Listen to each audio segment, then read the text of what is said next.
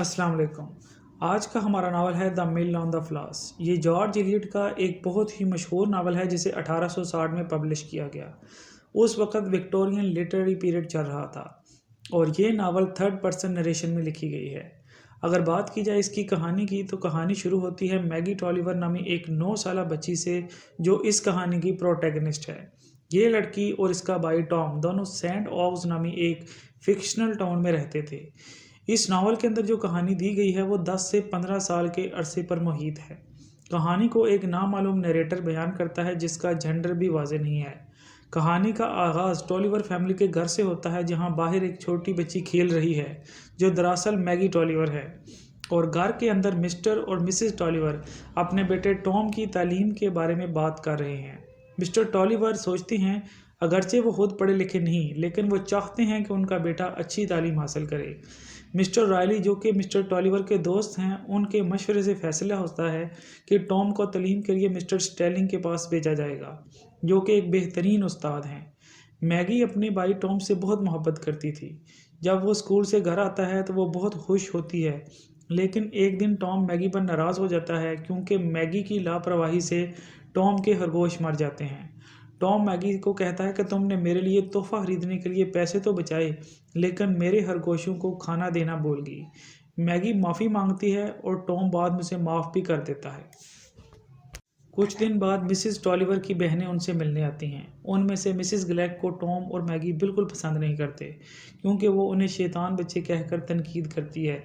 अलबत्ता उनको अपनी कज़न लूसी बहुत पसंद है जो खूबसूरत और नरम मजाज भी है। एक दिन मिसेस ग्लेग मैगी के बालों का मजाक उड़ाती है और मैगी गुस्से में आकर अपने बाल खुद काट लेती है। बाद में उसे एहसास होता है कि उसने गलत किया है क्योंकि अब सब उसका मजाक उड़ाने लगे हैं। इसी दौरान मिस्टर टॉलिवर और मिसेस ग्लेग में झगड़ा हो जाता है और मिस्टर टॉलिवर फैसला करते हैं कि अब वो मिसेस ग्लेग का जो कर्जा है 300 पाउंड का जो उन्होंने लिया था अब वो उन्हें वापस कर देंगे क्योंकि वो अब उनके कर्जदार नहीं रहना चाहते।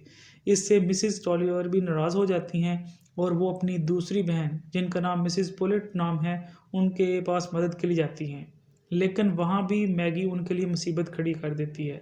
टॉम और लूसी खेल रहे होते हैं तो मैगी हसद में लूसी को पानी में धक्का दे देती है और ख़ुद घर से भाग जाती है और शाम को कुछ लोग उसे घर वापस छोड़कर जाते हैं।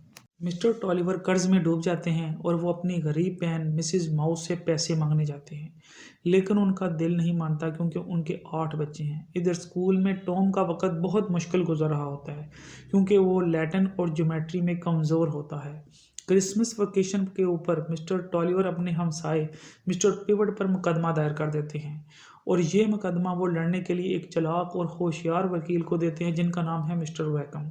और मिस्टर टॉलिवर इस वकील से सख्त नफरत करते हैं। पहले जब टॉम स्कूल से वापस आता है तो उसे पता चलता है कि उसका नया क्लास फेलो फिलिप वैकम दरअसल उसी वकील का बेटा है जो जिस्मानी तौर पर तो कमज़ोर है लेकिन ज़हीन लड़का है। बाद में मैगी फिलिप से मिलती है और दोनों किताबों के शौक़ की वजह से एक दूसरे के करीब आ जाते हैं। मुकदमा चलता है और मिस्टर टॉलिवर मुकदमा हार जाते हैं और वो अपनी मिल समेत सब कुछ खो देते हैं। आखिरकार वो एक घोड़े से गिरकर बीमार हो जाते हैं। उस वक़्त तक उनका कर्जा बहुत बढ़ चुका होता है और बैंक उनको दिवालिया करार दे देता है।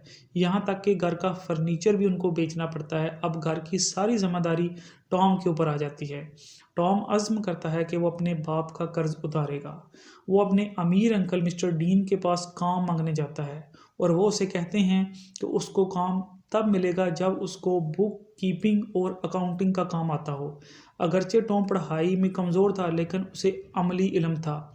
इसी दौरान मिस्टर वैकम बदला लेने के लिए मिस्टर टॉलिवर की मिल को खरीद लेते हैं और उन्हें उसी में मुलाजिम रख लेते हैं। ये मिस्टर टॉलिवर के लिए बहुत शर्मनाक था मगर मजबूरी में उन्हें ये नौकरी करनी पड़ती है। वो टॉम से वादा लेते हैं कि एक दिन वो इनकी मिल वापस लेगा। ज़िंदगी मुश्किल चल रही होती है और टॉम कर्ज उतारने के लिए दिन रात मेहनत करता है जबकि मैगी अपने अकेलेपन में फिलिप से छुप छुप कर मिलने लगती है। फिलिप मैगी से अपने प्यार का इजहार करता है और मैगी भी उसे पसंद करने लगती है लेकिन जब टॉम को पता चलता है तो वो गुस्से में मैगी को डांटता है और कहता है कि आइंदा फिलिप से मत मिलना। कुछ अरसे बाद टॉम कर्ज उतारने में कामयाब हो जाता है और उसके दोस्त बॉब जैकन ने उसकी इसमें बड़ी मदद की थी।